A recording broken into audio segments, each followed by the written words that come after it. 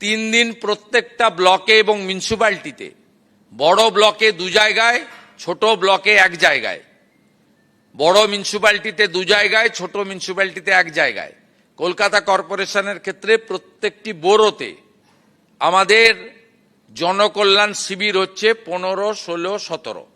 নমস্কার বন্ধুরা, এই মুহূর্তে বিরাট বড় আপডেট উঠে আসছে। 15ই জুন, 16ই জুন, 17ই জুন এই 3 দিন রাজ্যের প্রত্যেকটি ব্লক, প্রত্যেকটি পৌরসভায় জনকল্যাণ শিবির নামে ক্যাম্প হতে চলেছে, যেখানে কেন্দ্র সরকার, রাজ্য সরকারের প্রকল্পগুলিতে নাম লেখাতে পারবেন। তো কোন কোন প্রকল্পের সুবিধা পাওয়া যাবে এই জনকল্যাণ শিবিরে, পাশাপাশি বিধবা ভাতা, বার্ধক্য ভাতা, প্রতিবন্ধী ভাতা সহ পিএম কিষাণ এমনকি অন্নপূর্ণা যোজনার ফর্ম জমা হবে কিনা এই ক্যাম্পে, সেটাও জানবো এই ভিডিওতে। তাই অবশ্যই ভিডিওটিকে প্রথম থেকে শেষ পর্যন্ত দেখবেন। তো প্রথমেই এ সম্বন্ধে অর্থাৎ জনকল্যাণ শিবির সম্বন্ধে যে নোটিফিকেশনটি প্রকাশিত করা হয়েছে, সেখানে কি বলা হয়েছে আমরা দেখে নেব। দেখতে পাচ্ছেন অনস্ক্রিনে দেওয়া রয়েছে, জনকল্যাণ শিবির অর্থাৎ জেকেএস নামে একটি ক্যাম্প করা হবে। কেন্দ্র সরকার সহ রাজ্য সরকারের সমস্ত প্রকল্পগুলির সুবিধা পাওয়া যাবে এবং রাজ্যে এই ক্যাম্প 3 দিন হতে চলেছে, 15ই জুন থেকে 17ই জুন, যেখানে রাজ্য ও কেন্দ্র সরকারের প্রকল্পগুলির রেজিস্ট্রেশন করা হবে, ভেরিফিকেশন করা হবে এবং সেই প্রকল্পের সুবিধা দেওয়া হবে। পাশাপাশি প্রকল্পগুলিতে কোনো যদি অভিযোগ থাকে তারও সমাধান করা হবে।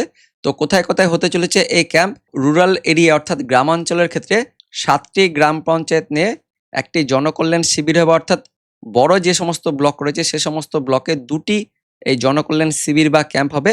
আর পৌরসভার ক্ষেত্রে মিনিমাম 10টি ওয়ার্ড নিয়ে একটি জনকল্যাণ শিবির হবে, অর্থাৎ বড় যে সমস্ত পৌরসভা রয়েছে সেখানে কিন্তু এই 2টি করে এই জনকল্যাণ শিবির হবে, এমনই কিন্তু আপডেট আছে। কলকাতার ক্ষেত্রে প্রত্যেকটি বড়োতে কিন্তু এই শিবির করা হবে এবং এই সম্বন্ধে যে আপডেটটি আছে সেই আপডেটটি আমরা দেখে নেব। তারপর আমরা রাজ্যের মুখ্যমন্ত্রী শুভেন্দু অধিকারী এই সম্বন্ধে কি বলেছেন সরাসরি আমরা ওনার কাছ থেকে জানবো। তো প্রথমেই কি আপডেট আসছে, অন্নপূর্ণা ভান্ডারের আবেদন করা যাবে জুনের এই 3 দিন, ব্লকে ব্লকে ক্যাম্প করবে সরকার, বিস্তারিত জানবো। সরকারি পরিষেবা ও প্রকল্পের সুবিধা যাতে প্রান্তিক মানুষজনের কাছেও পৌঁছে যায়, তার জন্য পদক্ষেপ নিল নতুন রাজ্য সরকার। প্রত্যেকটি ব্লকে ব্লকে জনকল্যাণ শিবির করার কথা ঘোষণা করলেন মুখ্যমন্ত্রী শুভেন্দু অধিকারী। সেই শিবিরে সমস্ত সরকারি প্রকল্পের আবেদন করা যাবে, কোনো সমস্যা থাকলেও মিটিয়ে নেওয়া যাবে। রাজ্যের সব জেলায় আয়োজিত হবে জনকল্যাণ শিবির। বিভিন্ন রাজ্য ও কেন্দ্রীয় প্রকল্পের সুবিধা কিভাবে লাভ করা যায়, কি কি কেন্দ্রীয় প্রকল্প রয়েছে, কিভাবে সেগুলিতে আবেদন করবেন, এ বিষয়ে জানানো ও জন সচেতনতা বৃদ্ধিমূলক আয়োজন করা হবে এই শিবিরে। অর্থাৎ প্রত্যেকটি প্রকল্পগুলির সম্বন্ধে কিন্তু জানানো হবে, কিভাবে আবেদন করবেন সেটাও কিন্তু জানানো হবে, কি কি ডকুমেন্ট লাগবে সেটাও জানানো হবে এই শিবিরে।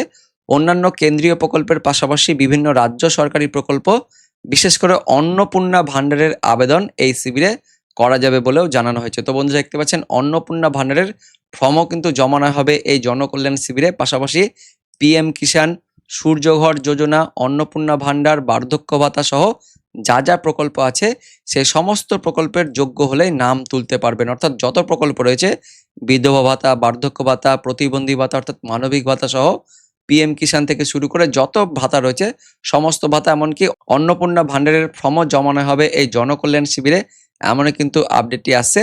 প্রত্যেকটি ব্লকে এই শিবির করা হবে। বড় ব্লকের ক্ষেত্রে 2টি জায়গায় শিবির করা হবে, এছাড়াও প্রতিটি পুরসভাতেও শিবির হবে। বড় পুরসভার ক্ষেত্রে 2 জায়গায় শিবির করা হবে। কলকাতা পুর নিগমের ক্ষেত্রে প্রত্যেকটি বড়োতে এই শিবির করা হবে। অন্নপূর্ণা ভান্ডারে আবেদন করার ক্ষেত্রে কারো কোনো বিষয়ে কোনো জিজ্ঞাসা থাকলেও তা নিরসন করা যাবে এই জনকল্যাণ শিবির থেকে। পাশাপাশি সংশ্লিষ্ট ব্যক্তিকে ফর্ম ফিল আপ করানো পূর্ণ সহযোগিতা করা হবে বলেও জানা গিয়েছে। তো বন্ধুরা, এই জনকল্যাণ শিবির নিয়ে মুখ্যমন্ত্রী শুভেন্দু অধিকারী কি জানিয়েছেন সরাসরি আমরা ওনার কাছ থেকে শুনে নেব।